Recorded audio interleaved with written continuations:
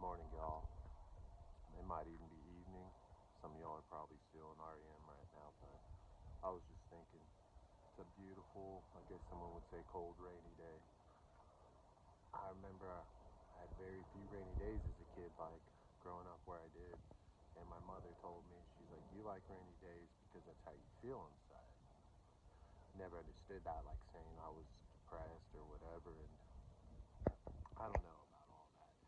I just think rain kind of grounds you. It forces you to be just relax, watch everything, kind of like a shower, but a earth shower. And I just, I don't know, I thank God for the rain.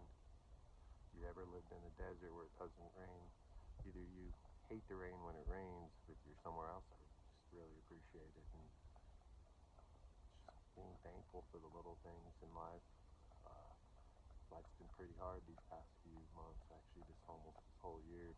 And I'm not one to kind of, I guess, put a camera on or put light on my struggles. Maybe when I, fix it or whatever, when it's resolved, then I will. But just be blessed for little things.